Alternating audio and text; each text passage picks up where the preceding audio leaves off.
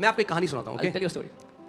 Doctrine मत बना देना इसकी। Don't make it a doctor. कहानी मैंने बहुत बचपन में पढ़ी थी। It's a story I read when I was a kid. हाँ, बचपन में मैंने सुना था, एक मणि होती थी, पारस मणि, सुना किसी ने? There used to be a gem. और वो क्या करती थी? जिसको छूती थी वो सोना बन जाता। Whatever it touched, it became gold.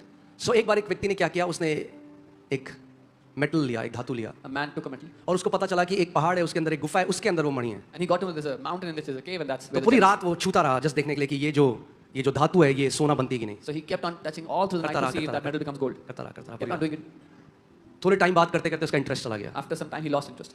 तो वो बेमन से करता रहा। And now disheartenedly he was मगर doing it. करता रहा। But he kept doing it.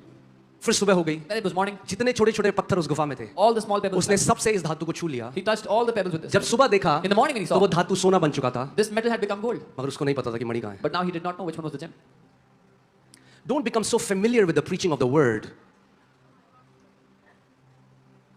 that you aren't benefiting with it anymore. परमेश्वर के वचन के प्रचार से इतना परिचित मत हो जाओ कि उससे लाभ ना ले पाओ। My son, give attention to my words. मेरे पुत्र मेरे शब्दों को ध्यान धरकर सुन। That's a part you have to play. ये आपका हिस्सा है जो आपको करना है। When you come every Sunday, you will have to make a conscious commitment that I will not let the words of God fall into my heart like a wayside, but my heart is going to receive the seed of God's word as a good ground that is going to bear 30-fold, 60-fold, and 100-fold fruit. जब आप हर रविवार कलीसिया में आते हो तो ये ठान लो कि मेरे दिल पर वचन ऐसे नहीं गिरेगा जैसे मार्ग में बीज गिरा था, लेकिन मैं उसको ग्रहण करूंगा एक अच्छी भूमि की तरह कि वो 30 गुना, 60 गुना और 100 गुना फल लाए। Amen? When we do something long enough, जब हम कुछ बहुत समय तक करते हैं, we get into the routine of it. हमें उसकी आदत पड़ जाती है, रूटीन बन जाता है। And that loses value. The awe is gone, the honor is gone. Now we do it as a religious routine. And when you do it as a routine, you don't benefit from it anymore. और जो उसके लिए हमारे दिल में पहले आदर था, वो गवा देते हैं, वो ऑनर गवा देते हैं और अब एक रूटीन की तरह उसको करते हैं।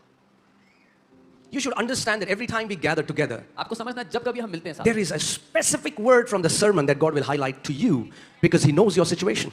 वचन के समय में, प्रचार के समय में एक खास भाग होगा जो प्रभु आप पर प्रभावित करेगा क्योंकि वो आपसे बात करना चाहता है, आपकी परिस्थिति को जानता है। पर वो खास भाग आप नहीं पकड़ पाओगे अगर आप ध्यान धरकर उसका वचन नहीं सुनते। But you will not be able to catch that special part that God is sending for you if you're not hearing His word intently.